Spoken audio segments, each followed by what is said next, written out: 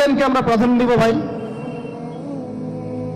আমি বলছি না যে আমরা দুনিয়াবী জ্ঞানগুলোকে শিখবো না, ওই প্রসঙ্গে আমি একটু পরে আসছি যে আমরা শিখবো এবং কিভাবে শিখবো, কতটুকু শিখবো। আগে এই অংশটুকু শেষ করি। ঠিক একইভাবে আপনারা কি আজ জাতির নাম জানেন? আজ, সামুদ। ওই যে সৌদি আরব এখন যেখানে লাইন বানাচ্ছে, লাইন প্রজেক্ট, ওই আলোলা বলে, আলোলা লাইন প্রজেক্ট বানাচ্ছে, দেখবেন অনলাইনে। ওই জায়গা দিয়ে নবী সাল্লাল্লাহু আলাইহি ওয়াসাল্লাম তাবুক যুদ্ধের সময় গিয়েছিলেন। যাওয়ার সময় তিনি বলেছিলেন, তোমরা মাথা নিচু করে কান্নাকাটি করতে করতে এখান থেকে অতিক্রম করো। সাহাবীরা মাথার উপর কাপড় দিয়ে কান্নাকাটি করতে করতে জায়গাটা পার করেছেন। কারণ ওই জায়গায় সামুদ জাতি ছিল যাদেরকে ধ্বংস করা হয়েছে। ওটা হচ্ছে এখন পর্যটন স্পট। সুবহানাল্লাহ। তো আদ এবং সামুদ জাতিকে আল্লাহ পাক ধ্বংস করলেন, কিন্তু তাদেরকে করেন নাই যারা ওহীর জ্ঞানকে প্রাধান্য দিয়েছিল। ইব্রাহিম আলাইহিস সালাম কোন জ্ঞানের বদৌলতে আল্লাহকে চিনলেন? মানব রচিত জ্ঞান নাকি আল্লাহর পক্ষ থেকে নাযিলকৃত জ্ঞান? বলেন। মূসা আলাইহিস সালাম কোন জ্ঞানের বদৌলতে ফিরআউনের মতো এই যে কি বলবো প্রতাপশালী একজন শাসকের সামনে দাঁড়িয়ে বুক ফুলিয়ে ইসলামের দাওয়াত দিলেন? কোন জ্ঞানের আলোকে? ওহীর জ্ঞান। আর ওহীর জ্ঞান যখন নাজিল করা হয়েছে তখন তিনি দোয়াটা পড়ছিলেন, রব্বি ইশরাহ লি সাদরি ওয়া ইয়াসসির লি আমরি ওয়াহলুল উকদাতাম মিন লিসানি ইয়াফকাহু কওলি। প্রত্যেক নবী, ইউসুফ আলাইহিস সালাম কারাগারে 12 বছর থেকেছেন। কত বছর? 12 বছর। আমাদের অনেক ভাই এরকম 5 বছর, 7 বছর, 10 বছর, 12 বছর থেকেছে, আছে। এমনও মানুষ আছে, এখন বলা যায় তাই বলি, যে ওই যে একটা শব্দ শুনেছেন আয়না ঘর, ওখানে দীর্ঘদিন ছিল, তারপরে নাই, কোথায় গেছে আল্লাহই ভালো জানে। ইউসুফ আলাইহিস সালামও এরকম কারাগারে ছিলেন। কত বছর? 12 বছর। কিন্তু আল্লাহ পাক তাকে এমন একটা জ্ঞান শিক্ষা দিয়েছিলেন, তিনি স্বপ্নের ব্যাখ্যা বলতে পারতেন, যে কোনো স্বপ্নের। রাজা স্বপ্ন দেখলেন যে 7টা গাভী, জীর্ণ শীর্ণ গাভী মোটা তাজা গাভীকে খেয়ে ফেলছে, স্বপ্নের ব্যাখ্যা কেউ দিতে পারে না। কিন্তু ওই জেলখানায় 2 জন ছাড়া পাওয়া মানুষ, ছাড়া পাইছে 2 জনের, 2 জনের মধ্যে একজন বেঁচে আছে, একজন নাই। মানে 2 জন বসে বসে ইউসুফ আলাইহিস সালামকে বলছিলেন যে আমরা একটা স্বপ্ন দেখলাম যে আমার মাথায় রুটি আছে, পাখি এসে রুটি খেয়ে ফেলছে। আর আমি স্বপ্ন দেখলাম যে আমি শরাব পান করাচ্ছি, ব্যাখ্যা কি ইউসুফ? তোমাকে সত্যবাদী বলে জানি। ইউসুফ আলাইহিস সালাম বললেন, তোমার মাথায় রুটি যেটা খেয়ে নিচ্ছে তার মানে তোমাকে শুলদণ্ড দেওয়া হবে, আর তুমি যে পানি পান করাচ্ছ তার মানে তুমি নাজাত পাবে, ছাড়া পাবে। হলেও তাই। আর যে নাজাত পাবে তাকে ইউসুফ আলাইহিস সালাম বলে দিলেন যে তুমি রাজ দরবারে গিয়ে আমার কথা বলো, আমার কথা আলোচনা করো। সে ভুলে গিয়েছিল। পরে যখন এই স্বপ্নটা দেখলো বাদশা, তখন বাদশা সবাইকে ডাকলো, ডেকে বললো যে এই গাভীর স্বপ্নের ব্যাখ্যা কি? তখন এই ব্যক্তির মনে পড়ছে, আর ইউসুফ তো ব্যাখ্যা দিতে পারে। সে গিয়ে ইউসুফ আলাইহিস সালামকে ডেকে নিয়ে আসতেছে যে এই রাজা স্বপ্ন দেখছে, ব্যাখ্যা কি? স্বপ্ন কিন্তু আপনার কাছে শুনে একটা স্বাভাবিক মনে হচ্ছে, আরে গাভীর আবার স্বপ্নের কি ব্যাখ্যা? তখন ইউসুফ আলাইহিস সালাম ব্যাখ্যা দিলেন যে 7 বছর ফসল ফলবে আপনাদের এলাকায়, তারপরে 7 বছর হবে দুর্ভিক্ষের সময়। কিসের সাথে কিসের ব্যাখ্যা? এই জ্ঞান কে শিখালেন তাকে? এই ইন্টারপ্রিটেশনের জ্ঞান কে শিখালেন? তাহলে জ্ঞানের মূল উৎস কে? আমার কথা বলার উদ্দেশ্য কি বুঝতে পারছেন? যত জ্ঞান তার মূল উৎস কে? স্বপ্ন একটা জ্ঞান, যদি সেটা সত্য হয়। আর জেনে রাখবেন, কিয়ামতের আগে আগে মুমিনদের স্বপ্ন বেশি বেশি সত্য হবে।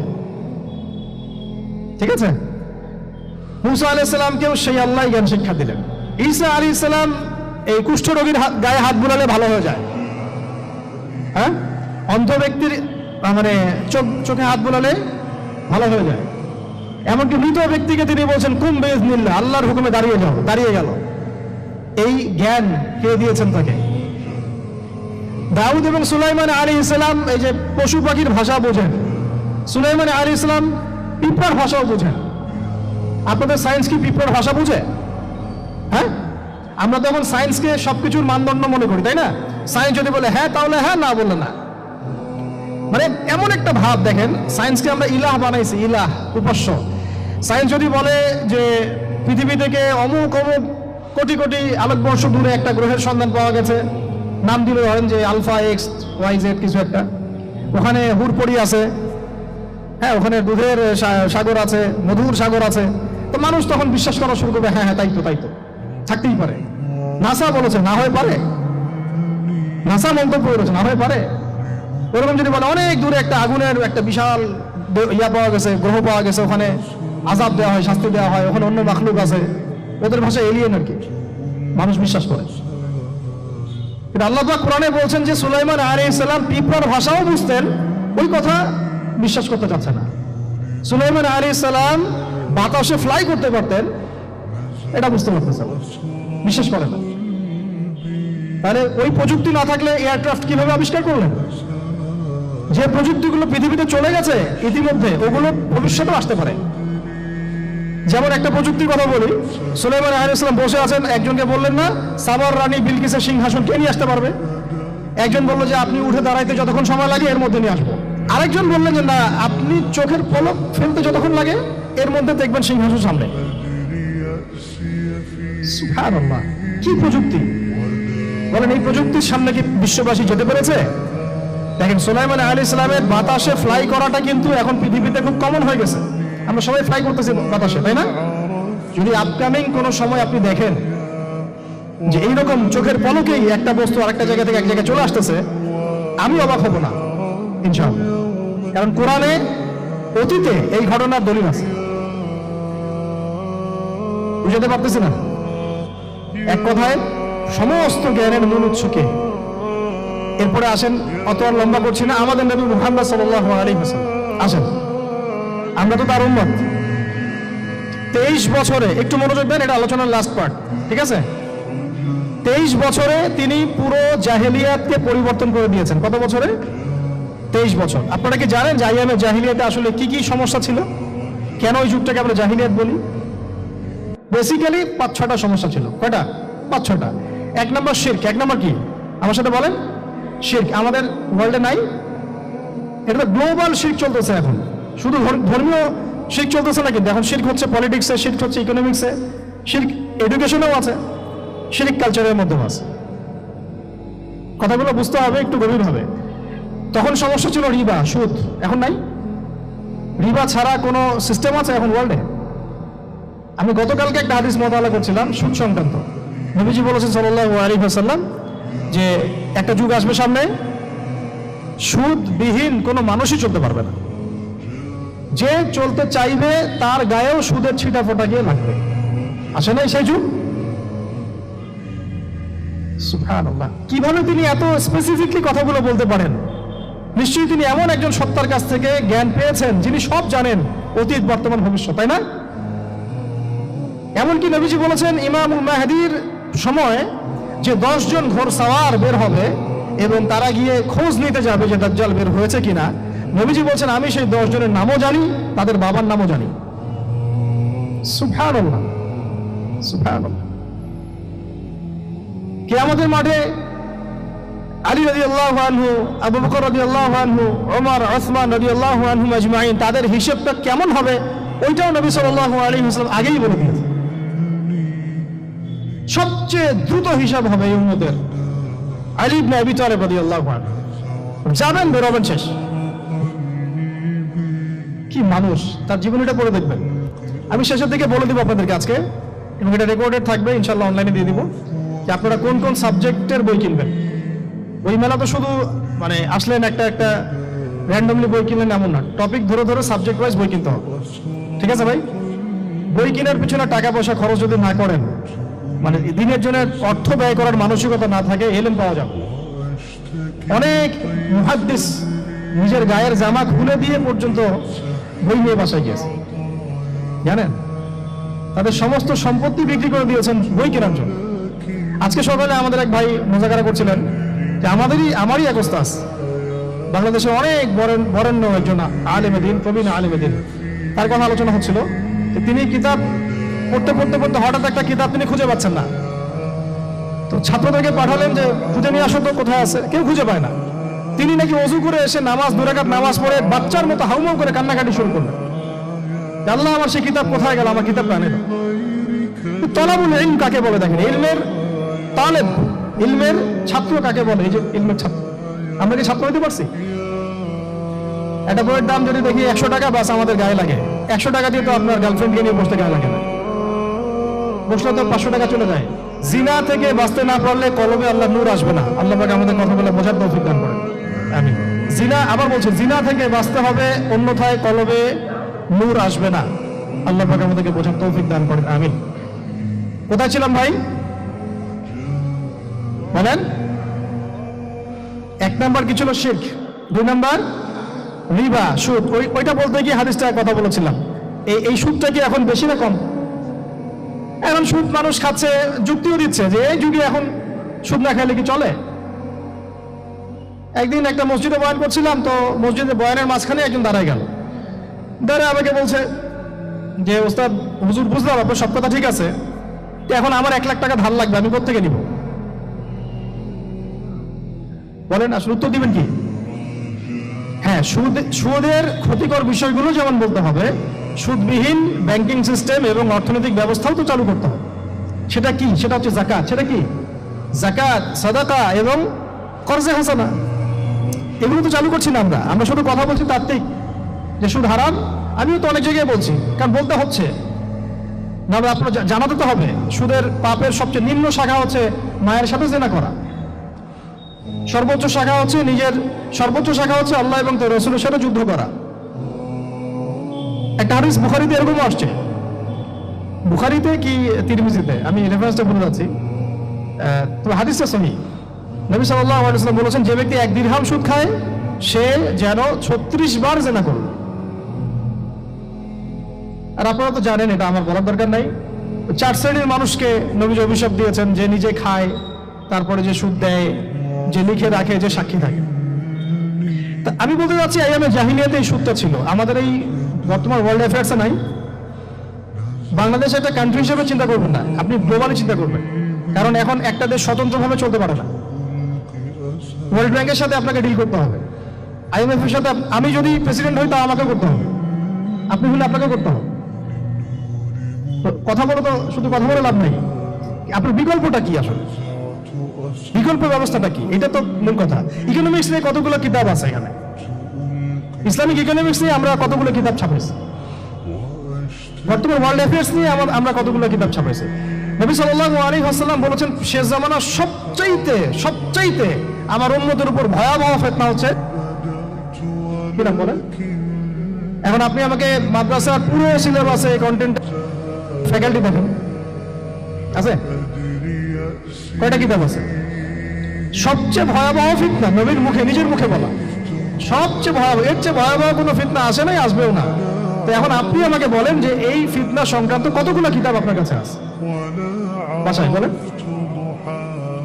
তাহলে গ্যাপস আছে না আমাদের মধ্যে? গ্যাপস ফিল আপ করতে হবে। কথাগুলো বলার উদ্দেশ্য হচ্ছে গ্যাপসটা ফিল আপ করা। তো এই রিবার সমস্যাটা এখনো আছে। আল্লাহ পাক আমাদেরকে রিবা মুক্ত জিন্দেগি দান করেন, আমিন। এবং আমি রিকোয়েস্ট করবো বিনয়ের সাথে যে আমাদের ঊর্ধ্বতন কর্তৃপক্ষ যারা আছেন, শুধু একটা কাজ করেন না, একটা কাজ 1 বছর করেই দেখেন না কি হয়। প্রত্যেকটা মুসলিম, অমুসলিমদের কথা বলছেন, যেহেতু এটা খিলাফা স্টেট না, সেহেতু অমুসলিমরা এখানে জিজিয়া দিবে না। খিলাফা স্টেটে অমুসলিমরা জিজিয়া দেয়, এটা তো খিলাফা স্টেট না, এটা ডেমোক্রেটিক স্টেট এবং সেকুলার স্টেট। শুধু মুসলিমদের কাছ থেকে যাদের নিসাব পরিমাণ সম্পদ হয়েছে জাকাত দেয়ার, সবার কাছ থেকে রাষ্ট্রীয়ভাবে বাধ্যতামূলক জাকাত নেন, দেখেন না অর্থনীতি সচল হয় না। 1 বছর নিয়ে দেখেন না কি হয়। কেউ এই উদ্যোগ গ্রহণ করতে পারতেছে না, কেন হচ্ছে না আমরা বুঝতে পারতেছি না। কর্জে হাসানার এনজিও চালু করা যায়। আমরা অনেক সংগঠন করছি, সোশ্যাল, অরাজনৈতিক ইত্যাদি রাজনৈতিক। আমরা ইকোনমিক এনজিও খুব একটা করতে পারছি না, কিন্তু এই জায়গাগুলো দখল করে ফেলছে। দেখেন কারা কারা, নাম বলতে চাচ্ছি না।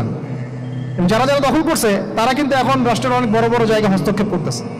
ইভেন ট্রান্সজেন্ডারের মধ্যে ইস্যু কিন্তু তারা ঢুকাই দিচ্ছে ভিতরে। জানেন, উত্তরবঙ্গ জুড়ে, পুরো উত্তরবঙ্গ ঘুরে আসেন, দেখেন কাদের তৎপরতা বেশি। নীলফামারীতে সফর করে দেখলাম যে ওখানে একটা গ্রামের মধ্যে 24টা এনজিও কাজ করতেছে, শুধুই সব। তারপরে মানুষ তামাক চাষ করে খাচ্ছে।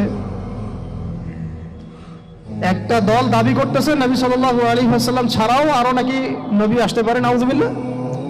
এবং ওই যে মির্জা গোলাম আহমেদও তাদের অন্তর্ভুক্ত। মানুষ ওই দলের নাম লেখাচ্ছে চাকরির জন্য, ব্যবসা করতেছে তারা দেশের মধ্যে। তাহলে ভাই, শুধুমাত্র তাত্ত্বিক কথাবার্তা না, আমাদের আসলে আমাদের সংগ্রামটা কিন্তু বহুমুখী। শুধু ইলম অর্জন তো একটা বেসিক জিনিস, এই বেসিকটাই এখনো হচ্ছে না আমাদের। ইলম অর্জনটা বেসিক জিনিস, এটাই হচ্ছে না। এরপরে আপনার অর্থনীতি সমৃদ্ধ করা, সংস্কার করা, সমাজ সংস্কার করা, রাজনৈতিক অঙ্গনগুলোর মধ্যে যে অরাজকতা, এগুলোকে সংস্কার করা, কত কাজ আমাদের। কিন্তু আমরা কিন্তু একটা জায়গাতেও স্থির নাই। ইভেন একটা মাসালাতেও আমরা এক জায়গায় আসতে পারতেছি না, ঐক্যবদ্ধ হতে পারতেছি না। আমরা খুবই ব্যাকডেটেড চিন্তা করতেছি এই জায়গাতে। অথচ আমাদের উচিত ছিল এই প্রবলেমগুলোকে আরো 30-40 বছর আগেই সলভ করা। তাহলে এখন হয়তো আপনি ভালো কিছু পেতেন। আমাকে একটা প্রতিষ্ঠান দেখান যেখানে নুরানি থেকে নিয়ে, মানে নুরানি থেকে দাওরা বা ক্লাস নার্সারি থেকে মাস্টার্স, এরকম সিলসিলায় ইসলামিক শিক্ষা এবং জেনারেল শিক্ষাকে একত্রিত করে একটা সিলেবাস মেনটেন করে পড়ানো হচ্ছে।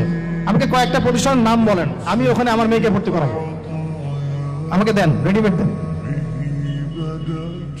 আমার ছেলেকে ভর্তি করাবো। আমরা ফিকির করতেছি না। এটা হওয়া উচিত ছিল বিগত 30 বছর আগেই। আমি আপনাদেরকে বলি যে প্রকাশনা সংস্থার ভাইরা আছেন অনেকে এখানে। ধরেন আমাদের রংপুরের কোনো ভাই আপনাদেরকে পুরো 1 বিঘা জমি দিল, বা ধরেন 5 বিঘা জমি দিয়ে দিল, ঠিক আছে? আর আমরা সবাই মিলে দেশবাসীর কাছ থেকে টাকা কালেক্ট করে একটা কনস্ট্রাকশন দাঁড় করে প্রতিষ্ঠান দাঁড় করালাম, একেবারে অনার্স, মানে নুরানি থেকে নিয়ে, প্লে গ্রুপ থেকে নিয়ে মাস্টার্স, এরকম ফ্যাকাল্টি আর কি করলাম। এখন ভাই আপনারা যারা বই প্রকাশ করতেছেন, আমাকে কি আপনারা বই দিতে পারবেন? প্রত্যেকটা ক্লাসে আমি কোন কোন বই পড়াবো পারবেন? আমাকে কি সিলেবাস দিতে পারবেন? কথা বলেন। প্লে গ্রুপে কোন কোন বই পড়াবো আমাকে দেন, নার্সারিতে দেন, STD 1-এ দেন, 2-তে দেন, 3-তে দেন, 5-এ দেন, এভাবে আপনি আমাকে ক্লাস 10 পর্যন্ত দেন। তারপরে কি আপনি আমাকে অনার্স, মাস্টার্স, এই ফ্যাকাল্টিগুলো আলাদা আলাদা, এগুলো কি ইউনিভার্সিটি আদলে আপনি কি আমাকে সাজা দিতে পারবেন? আমরা জায়গা দিব, টাকা দিব, প্রতিষ্ঠান করে দিব। প্রকাশনা সংস্থা থেকে কি আমরা এতটুকু পেতে পারি? এবং এমন এমন আলেমের প্রোডাক্ট, যে আলেমরা সারা ওয়ার্ল্ডকে ডিল করতে পারে, মানে ইন্টারন্যাশনাল স্কলার। এখান থেকে যাবে UK থেকে দাওয়াতি কাজ করে আসবে, অস্ট্রেলিয়া গিয়ে দাওয়াতি কাজ করে আসবে, মালয়েশিয়া গিয়ে দাওয়াতি কাজ করে আসবে, আন্তর্জাতিক মানের আলেম।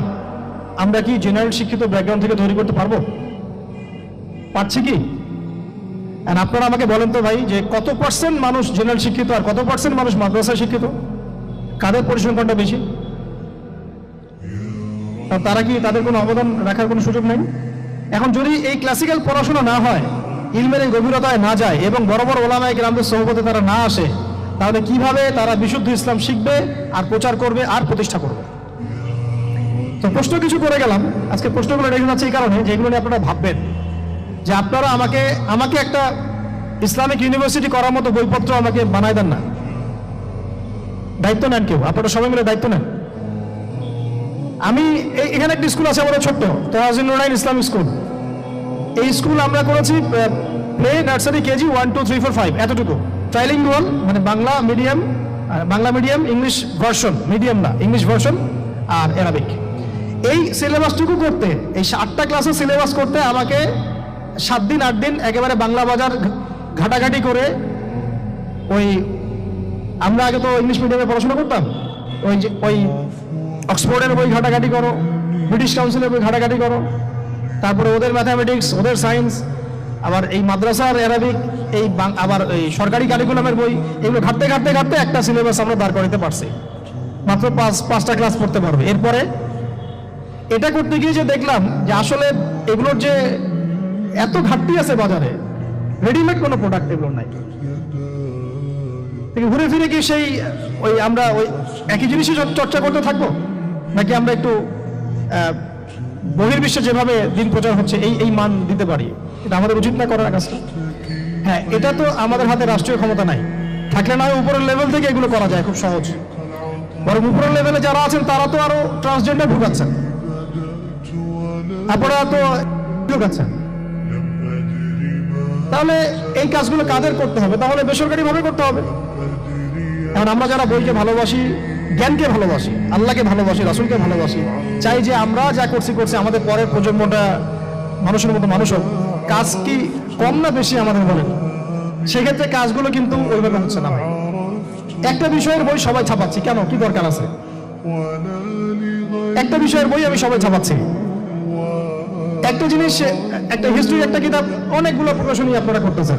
একই বই ফয়জুল কালাম সবাই করতে আছে, একটা বই তাসাউফ আত্মশুদ্ধি অনেক প্রকাশনী করতেছে, কপি করতেছে। ভাই আমাদের কি কাজ কি দুনিয়ার স্বার্থ উদ্ধার করা, না আমার দিনের কোনো ক্ষেত্রে? আমার কথায় মাইন্ড করবেন না, আমি মাইন্ড করার মতো কথা বলছি না। আমি বলছি আপনাদেরকে আরো যেন কনস্ট্রাকটিভ হয় কাজগুলো। মানে আপনাদের সাথে আমি বসবো ইনশাল্লাহ আবার আলাদা করে, যে একটা আমাকে পুরো শিক্ষা ফর্মুলা আমাকে দিবেন, মানে প্রত্যেকটা ক্লাসের উপর রেডি করে দিবেন, যাতে আমরা প্রতিষ্ঠান বানালেই একদম পুরা কমসে কম ক্লাস 1 থেকে 10 ঢেলে দিতে পারি, আমার পরিশ্রম করতে না হয়। ওখানে বাংলা মিডিয়ামের বই থাকবে, ইংলিশ মিডিয়ামেরও থাকবে, এবং অ্যারাবিক তো থাকবেই। একটা গঠনমূলক সিলেবাস, যেটা পড়লে আমার ছেলে মাশাআল্লাহ হাফেজও হবে, এদিকে মাশাআল্লাহ সে ইংরেজিতেও দক্ষ হবে, সায়েন্সেও দক্ষ হবে। এক পর্যায়ে যখন সে এসএসসি পাস করবে, সে দেখবেন যে যার রাস্তা বেছে নিচ্ছে। বেজ আমি তাকে করে দিয়েছি 10 পর্যন্ত। এখন সে ডক্টর হোক আর ইঞ্জিনিয়ার হোক, আর না হয় যদি আল্লাহর খলিফাই হয়, কোনো সমস্যা নেই। সমস্যা আছে? এটা দরকার ছিল ভাই, আরো 30 বছর আগে দরকার ছিল। আমরা যেটা পাই নাই, এটা আমাদের আফসোস। আর এই জেনারেল ব্যাকগ্রাউন্ড থেকে এইরকম জায়গায় উঠে এসে এই যে এইগুলো কথাগুলো বলা বা এই কাজগুলো করা, এগুলো সবাইকে হয়তো আল্লাহ পাক এভাবে কবুল নাও করতে পারে। এর পিছনে অনেক গল্প থাকে, অনেক হিস্ট্রি, অনেক ত্যাগ, অনেক আত্মত্যাগ, এগুলো সবাই হতে পারবে না। কিছু মানুষ বের হয়ে আসছে, ডক্টর জাকির নাইক তো সবাই হতে পারে নাই, পারছে? তো এই জিনিসগুলো আমাদের বুঝতে হবে যে আমভাবে সবাই সবকিছু করতে পারবে না। আমাদের একটা একাডেমিক ফর্মুলা দরকার, যেখানে আমরা পড়বো, আমরা আলেম হয়ে বের হবো। আচ্ছা, অনেক গভীরে চলে গেছি, আপনাদেরকে মানে অনেক বেশি বিরক্ত করে ফেলতেছি আর কি। তো কথাগুলো বলার খুব মন চাচ্ছিল, তো বলে ফেললাম। আর আমরা চাচ্ছি কথাগুলো সবার কাছে পৌঁছাক, যাতে করে অন্তত বিভাগীয় শহরগুলা, অন্তত ঢাকা, রংপুর, রাজশাহী, মানে বড় বড় শহর আমাদের, চট্টগ্রাম, কক্সবাজার ইত্যাদি ইত্যাদি বড় বড় শহরগুলোতে যদি একটা করে এরকম একটা করে প্রতিষ্ঠান থাকে, যেখানে আপনি পুরো জেনারেল শিক্ষা এবং ইসলামী শিক্ষা দুটোকে সমন্বয় করে এবং এই মানে দ্বিমুখী শিক্ষার মেরুকরণটাকে দূর করে একটা কনস্ট্রাকটিভ সিলেবাস দিতে পারেন, দেখবেন আজকে না হোক, আজকে থেকে 10 থেকে 15 বছর পরে আমাদের ছেলে মেয়েদের একটা প্রজন্ম আসবে, দেখবেন ইনশাআল্লাহ ওরা আমাদের চেয়ে অনেক ডিনামাইট হবে। এটা আজকে অনেকগুলো আয়াত বললাম, অনেকে হয়তো জানেন না বা পড়েন নাই, ওরা ক বলতেই বুঝে ফেলবে কোন সূরা আছে। হবে না? সম্ভব। আর যদি না করতে পারি, তাহলে ঘুরে ফিরে ওই একই অবস্থা। ওইটা দিয়ে হবে না ভাই। এই মানে ইসলাম বিষয়টা কি, এটা এমন না যে কিছু অংশ নিলাম কিছু অংশ নিব না, এটা এমন না। নিলে ভাই নেওয়ার মতো নেওয়া লাগে। উদ্খুলু ফিস-সিলমি কাফা, একেবারে পরিপূর্ণরূপে দিনে প্রবেশ করে। সিরিয়াসলি নেন, চান্স তো একটাই। আল্লাহ পাক আমাদের কথাগুলো বোঝার তৌফিক দান করেন। আর আমাদের সন্তানদের সাথে তো আমরা এটা হতে দিতে পারি না। আমরা না হয় অনেক সময় নষ্ট করে ফেলছি। তো ভাই আর লম্বা করতেছি না, আমি শেষের অংশটুকু বলে শেষ করে দিচ্ছি যে এই সুদ আর শিরক যেমন ওই সময় ছিল, এখনো আছে। আর ওই আইয়ামে জাহিলিয়াতের সেই সুদ আপনি দেখলেন, এখন শিরক দেখলেন। মাদক আছে না নাই? আইয়ামে জাহিলিয়াতের মাদক, আইয়ামে জাহিলিয়াতের এই নারী জাতির অবমাননা আছে না সমাজে? নাই? ব্যাখ্যা করতে পারছি না, আপনারা জানেন সব। আর আইয়ামে জাহিলিয়াতে ছিল একটা গোত্রীয় হানাহানি, দ্বন্দ্ব, মারামারি, এখন সমাজে নাই? এটাই তো চলতেছে এখন সমাজে। তো এখন এই জাহেলিয়াতের সমাজটাকে মাত্র 23 বছরের মধ্যে আমাদের নবীজি চেঞ্জ করে দিয়েছেন। কত বছর? এখন আপনারা আমাকে বলেন তো, যে তিনি কি কোনো জাদু করছেন? তিনি কি কোনো জাদু দেখাইছেন সমাজে এসে? মানুষকে মারছেন? মানুষকে কি তিনি মানে কঠোর ছিলেন? তিনি, তার কাছে আল্লাহর ফেরেশতা আসতো, তিনি কি সেই শক্তি কাজে লাগায় একদম সমাজের মানুষকে জোর করে ইসলাম কবুল করাইছেন? তিনি কি করছেন 23 বছরে? এটা বলে শেষ করে দিব। তবে তার আগে শুধু এতটুকু বলবো, 23 বছর পরের মক্কাটাকে একটু দেখেন। 23 বছরের পরের মক্কাটাকে একটু দেখেন। ওই মক্কাতে কি কোনো শিরক আছে? হ্যাঁ, 23 বছর পরের মক্কা, ওখানে কি কোনো শিরক আছে? ওখানে কি কোনো সুদ আছে? কোনো মাদক আছে? বলেন। কোনো নারীর অবমাননা আছে? কোনো গোত্রীয় হানাহানি আছে? তাহলে 23 বছরের মধ্যে পুরো সমাজটাই চেঞ্জ করলেন কিভাবে? জাদু তো করেন নাই, মানুষকে তো অত্যাচার করেন নাই, কটু কথাও বলেন নাই, এমনকি তিনি কারো গায়ে হাতও তোলেন নাই, তাই না? একটা কাজই তিনি করেছেন, সেটা হলো এই যে কোরআন এবং সুন্নাহর যে জ্ঞান, এই ওহীর জ্ঞানটাকে তিনি সবার মাঝখানে ছড়াই দিয়েছেন। এই তো কাজ। তারপরে সেই জ্ঞান যখন মানুষ শিখেছে, তার উপরে আমল করেছে, এবং সেই জ্ঞান এর উৎস আল্লাহ রাব্বুল আলামিন তার কাছে আত্মসমর্পণ করেছে, নবীর কাছ থেকে আত্মশুদ্ধি অর্জন করেছে এবং হালাল খেয়েছে, পরিবার গঠন করেছে, প্রজন্মকে তৈরি করেছে, সৎ কাজে আদেশ করেছেন, অসৎ কাজে নিষেধ করেছেন, প্রয়োজনে কখনো হিজরত করেছেন, কখনো মার খেয়েছেন, কখনো সবর করেছেন, কখনো বা জিহাদও করেছেন। এভাবে আস্তে আস্তে পুরো আরবের মধ্যে দিনটা প্রতিষ্ঠা হয়ে গেল। তাহলে মূল উৎসটা কি ছিল? জ্ঞান। মূল উৎসটা কি ছিল বলেন? জ্ঞান। আর এই জ্ঞানটার চর্চায় আমাদের সবাইকে করতে হবে। আল্লাহ পাক আমাদেরকে তৌফিক দান করে দেন।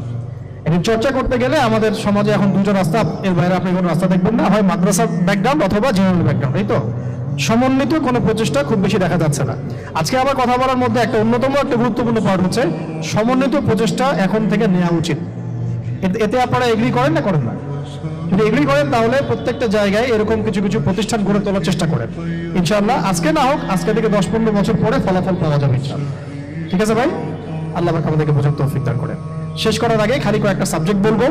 এখন যারা জেনারেল স্টুডেন্ট, আপনাদের তো মাদ্রাসা যাওয়ার কোনো সুযোগ নাই, বা গেলেও আপনারা একাডেমিক্যালি পড়তে পারেন না। তা আমি কয়েকটা সাবজেক্ট বলে দিচ্ছি, এই সাবজেক্টগুলো ধরে ধরে বই কিনবেন এই বইমেলা থেকে। ঠিক আছে? অন্তত প্রত্যেকটা সাবজেক্টের একটা করে বই কিনবেন। রাজি আছেন? রাজি নাই? অন্তত প্রত্যেকটা সাবজেক্টের একটা করে বই কিনবেন।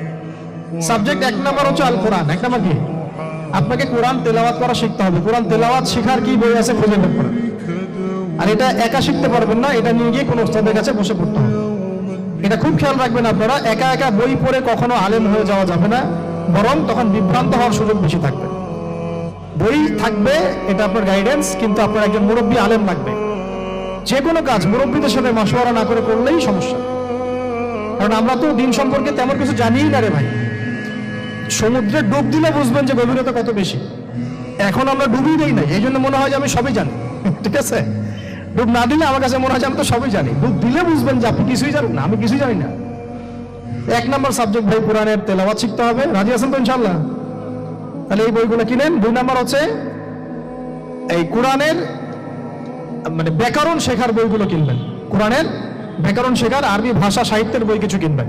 এই বইগুলো আপনাকে ওস্তাদদের কাছে গিয়ে পড়তে হবে। ঠিক আছে? এরপরে কিনবেন কোরআনের কিছু তাফসীর, সহজ। মনে করেন একটা তাফসীর নেন সহজ।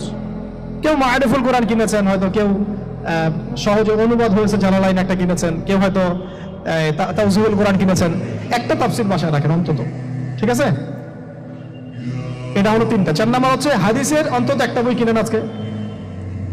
হাদিসের সহজ কিতাব কিনবেন। অনেকে দেখা যায় যে ভাই একেবারে হেদায়েত পেয়ে সহিহ বুখারী নিয়ে বসে যান।